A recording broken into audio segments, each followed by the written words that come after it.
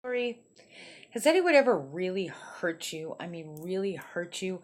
Maybe their actions caused your whole life to change, or it ripped your heart out. Maybe you lost someone you love because of their actions. It's really hard when we get hurt or when somebody betrays us. Betrayal, abandonment, mistreatment, all of these things, crimes against us. It really hurts, and it can go deeper than just a heartache. Not that a heartache isn't bad enough, but it can create a soul wound. And as we've talked about before, soul wounds can create a lot of real problems. It attracts to us. If we have soul wounds that we don't work on and we don't heal, it can attract to us all kinds of negativity that actually just reinforces that wound. We know that in order to manifest, we have to have a belief that we're worthy of the manifestation, a belief that it actually does work. We have to have faith in God and faith in God's love for us and faith that the manifestation will work. And we need to walk in gratitude. We need to find gratitude in every instance in our life, even in bad times. If we've been hurt, if we've been betrayed, we need to find something to be grateful for. It could be the smallest of things, but we need to find gratitude and walk in gratitude every day. And you'll find that if you're walking in gratitude, your vibration raises. You'll want to do things for other people. You will be able to manifest quicker. It's really, really important. But another thing that's just as important, even more so in some ways, because you can't have the gratitude if you're bitter, if you're resentful, if you are holding on, if you're unforgiving. Now, forgiveness is an action, it is not a feeling. So many people get that confused and they think, I'm just so deeply hurt. I don't feel like forgiving. I'm still angry. I don't feel good enough to forgive.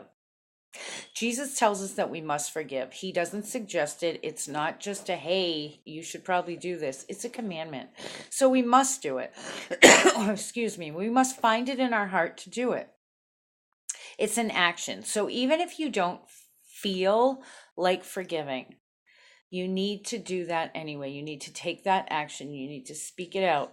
And believe me, through that, the healing will come. It begins the moment you forgive, the healing process begins. Unforgiveness actually creates resentment and bitterness, like I said. If somebody's already hurt you, if they've abandoned you, if they've betrayed you, if they did something that really broke you up, and you're angry or you're hurt or you really wish them harm, what you're doing, and I'm sure you've heard this before, is like drinking poison and expecting them to die. Why give them that space in your mind? Why allow them that energy? They've already hurt you once. They've already created such havoc in your life. Why give them the opportunity to continue? Why do that? Think of it that way. Because if you're living in unforgiveness, you are giving them that opportunity to continue to hurt you day in and day out. And that unforgiveness is not hurting them, it's hurting you. And this is how it hurts you in several ways.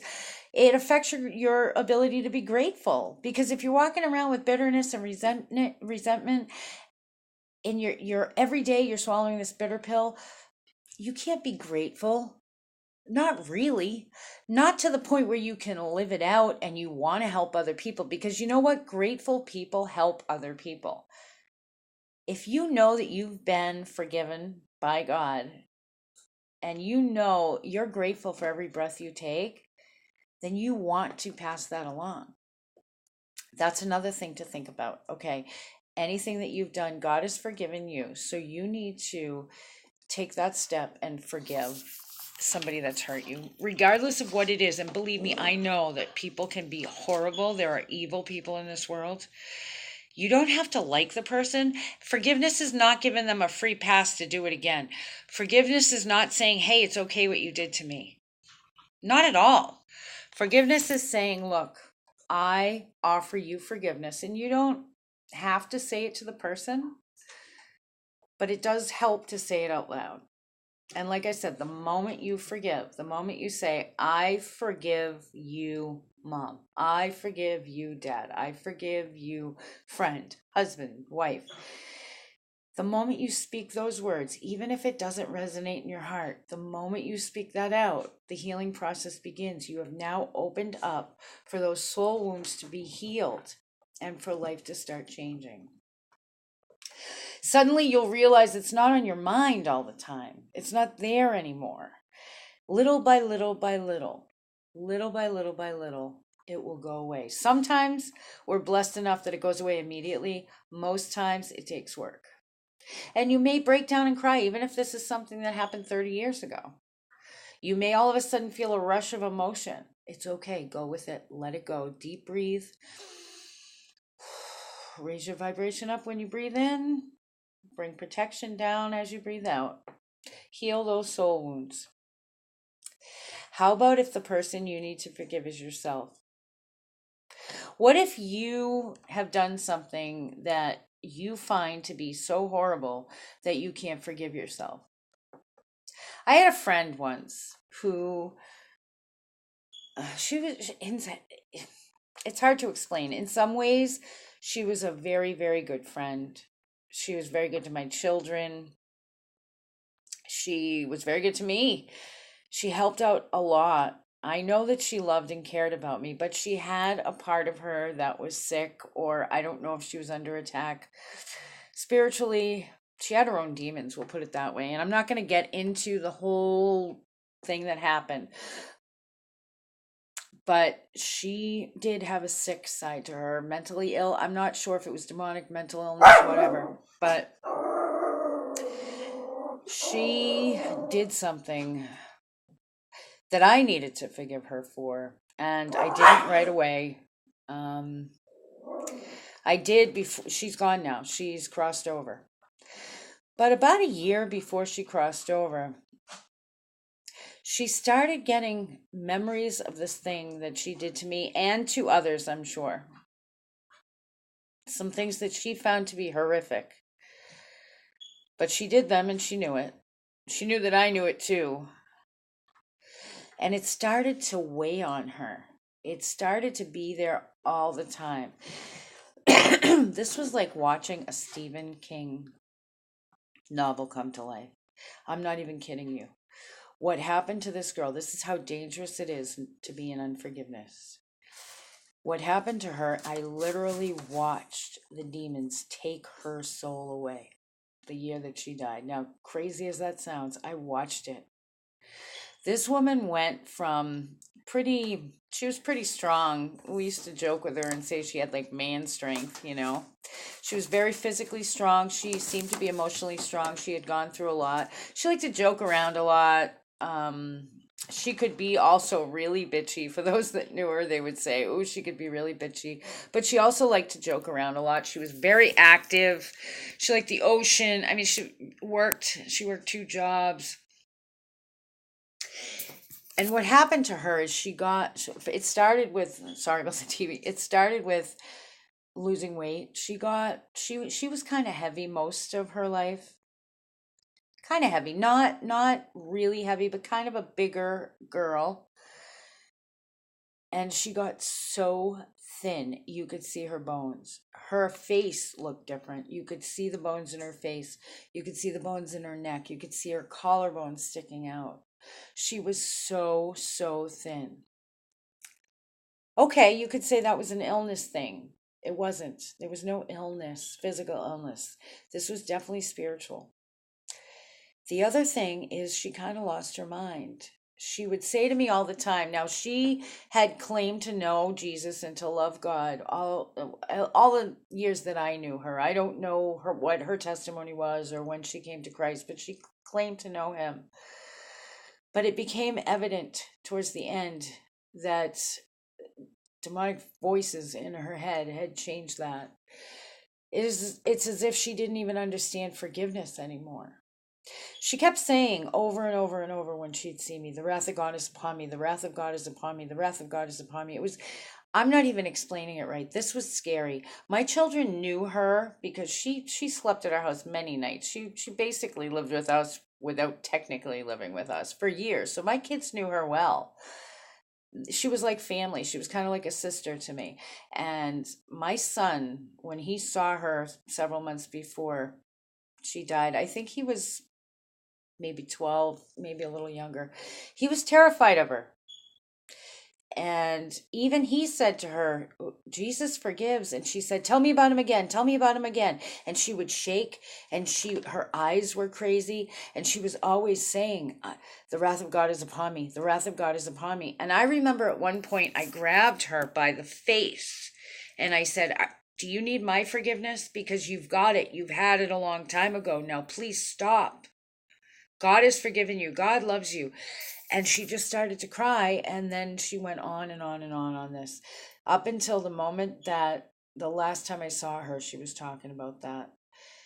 It's as if these demons literally stole her soul and her physical body died with it. It's one of the saddest and scariest things I've ever seen. Now, if people don't think this stuff really happens, I'm telling you, this was like a Stephen King novel come to be. And this is all because she could not forgive herself. Okay? So what happens when you feel like you've done something wrong? And it could be something minor, it could be something major. What's going to happen if you hold on to that and you start feeling feelings like disgusted with yourself, or maybe even unbelief. I can't believe I did that. So you start judging yourself differently. If I could have done that, man, I must be a really bad person. All of these different things. And then what happens is these negative entities, demonic entities, notice this about you. It's a weakness. It's like opening a door for them. And they come in, and they don't come in full force like they did with her. I'm sure they started with her a couple years before that. As soon as she came to know, to realize, to the epiphany that she was wrong in what she did. Because I think for a lot of years, she didn't even look at it as wrong. I don't know what switched that. I don't know what made her realize that it was wrong. I don't know what it is that made her realize that she had hurt me and whomever else she had done these sorts of things to. And yeah, was it bad? Was it embarrassing? Yes, it was. But there's nothing God won't forgive. So if you've done something, or you feel that you've done something, don't allow those negative entities that open doorway. Just like you do with another person that you need to forgive, sometimes harder to forgive ourselves.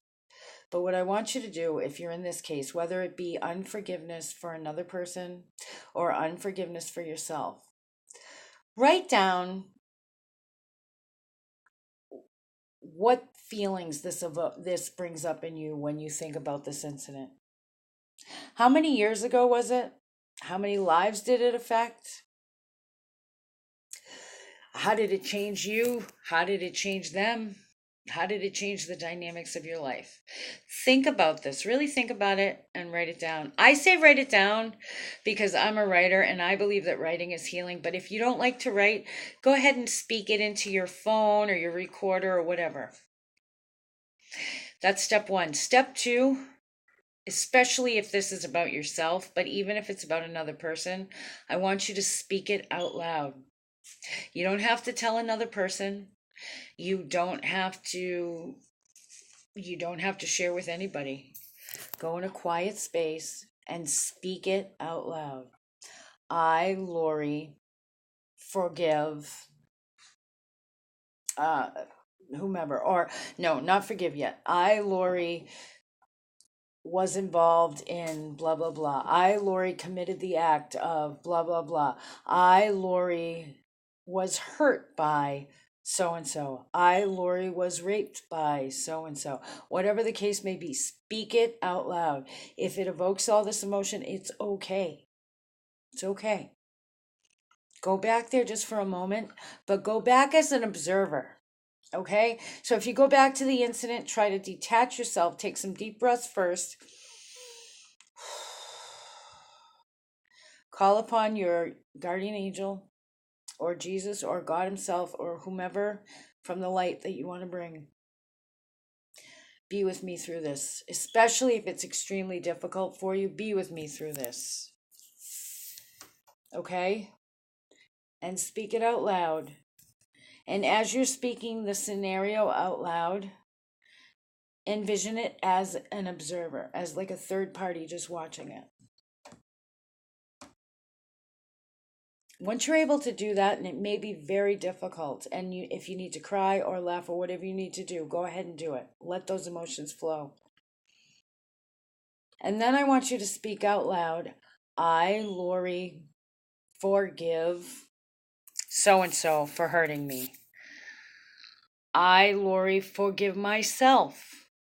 Or both. Maybe you have to forgive another person and yourself, whatever the case may be. Speak it out loud, not in your head.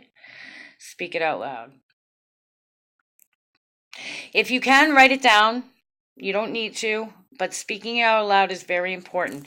And the reason I say if you want to write it down, go ahead, because you could burn the paper afterwards and release it that way. But after you've spoken out the forgiveness, I want you to go back and do those deep breaths. Take 4 deep breaths in. Hold it for 4 to 8 seconds. And then release. And hold it out for 4 to 8 seconds. Do that 4 times. And then on the 5th time, I want you to raise your vibration up, all the way up, and hold it, hold it, hold it, hold it. And then bring down that forgiveness upon yourself and the situation. Have God's mighty energy come down. God's mighty energy, because it's stronger than yours. Come down upon the situation and wash it away. Wash any wounds away that are there. And then again, do that at least 4 times. And then I want you to say thank you. Thank you to God. Thank you for allowing me to do this. Thank you for releasing this. Now, if you have written it down, now's the time you can burn it and watch the smoke go up and see that is bringing it away. If you have not written it down and it's just in your mind, I want you to picture it in like a hot air balloon or like a helium balloon. Put it in the basket or tie it to the balloon and let it go. Some of these little exercises or rituals sound kind of crazy, right? But they really work. I want you to try this. And the day that you do this is the day that the healing begins. It may take a few days. You may need to talk to someone. You may never tell anyone about this at all. But you've put it out there and you've let it go and it's gone. If it's something that you needed to forgive another or yourself or both, whatever it is, the day that you start forgiveness, you need to know it's gone. Now, those demonic forces or negative entities are going to try to keep whispering it in your ear like it's already gone. But I want you to remember something. If you are a believer in Jesus Christ, He died on a cross for your sins. It's gone. And if He says it's gone and He created the whole universe, who are you to say it's not? Let the healing begin. I hope this helped you guys. I'll talk to you later.